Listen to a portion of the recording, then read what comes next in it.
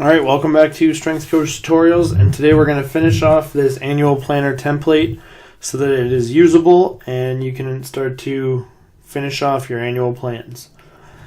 Today on Strength Coach Tutorials, what I want to work on is we're going to add the finishing touches. We're going to add print areas, we're going to add team logos, and we're going to add a volume and intensity graph here at the end that's going to overlay over our perform to deload graph. So the first thing we're going to do is we're going to start to add this volume and intensity graph. So what I need to do is select all of our volume and intensity values from 1 to 10, and we're going to select all of those, and we're going to go insert, and we're going to insert a chart, and we're going to insert a line chart, and it's going to look kind of like this. Then I want to resize this chart, and I'm going to fit it in the box here, and the way to do that is if you go to format, you can go to align, or you can go snap to grid and snap to shape, and just drag that across and drag it up, and it's going to sit right in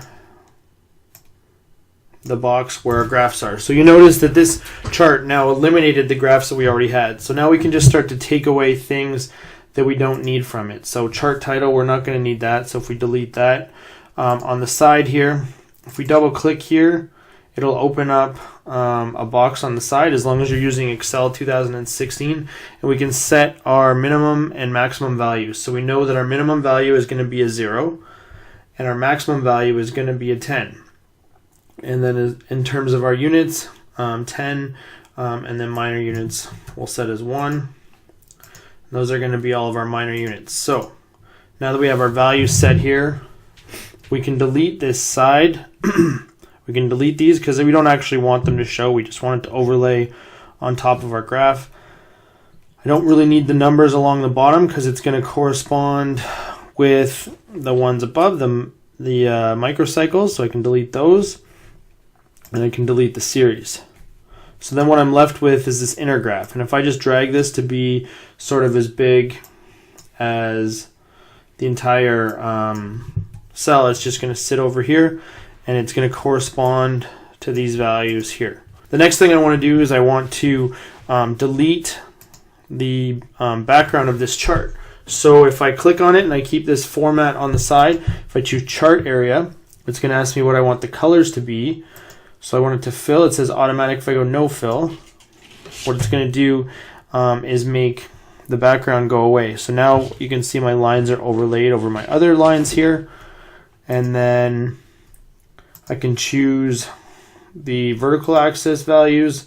I can take the lines away for those, and now it just looks like I have my two charts over top of my workload chart from before. So I can see the individual volumes and intensities that correspond with the given workload.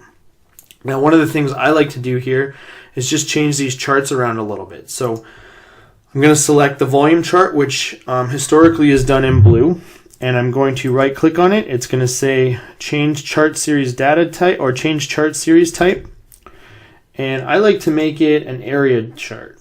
So if I choose area, when I go to plot that, now it's just going to look like an area covered in. And again, I can play around with the color of this to kind of give it a transparency effect. About 75% works for me. Make it 75, okay. And now you can see an outline of this volume, but it's overlaid over the work chart so it doesn't get in the way. And then we'll make the intensity. We can change the color of that, and we'll make it sort of a bright red. And if we change the chart there, we can make it, let's go with a smooth chart. Scatter with smooth. Okay. So now it just smooths it out a little bit. And easily we can play around with the transparency. Maybe we want to take it down a little bit and make it show up a little bit more. Maybe at 50%. And right there, now we have a chart. So you can see if we go to add values here, this chart is going to update. And we're going to get a good idea what our volumes and intensities are doing all the way through. And then as we select our base performance weeks and load weeks underneath, you get a cool effect here where we can see our individual volumes and intensities and our perform weeks, so we can see what sort of a week we're in at any time, and we have that all overlaying on one chart. So I think that looks pretty good. So we'll take away the format shape, go back to our full page. Now the next thing I want to do is I want to add a team logo.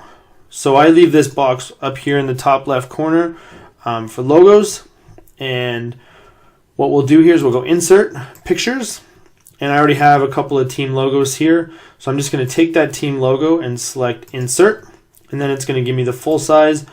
Again, I'm going to drag that and put it right in the box. That keeps everything looking nice for me, and what you'll notice is that the outline border that I had around that has disappeared. So a good way to clean that up is you go Format, Remove Background, and it's going to highlight the logo in purple, and you can now mark the areas of the logo that you actually want to keep. So using the pen icon here, I can go through and mark all of the areas of the team logo.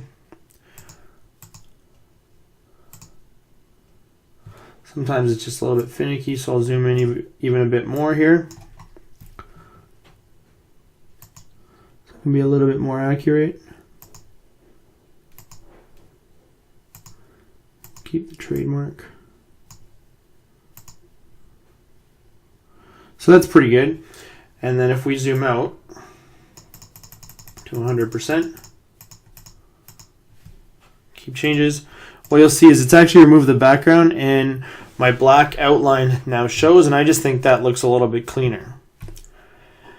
And then the last piece of the puzzle, if we want to display this, we need to be able to print it. So if we go to print right now, File, Print, it'll show our print preview here, and you notice it doesn't show the whole page. So what we want to do is we need to set our print area, and we don't really need this SCT number 20 or this 0 to kind of show and print.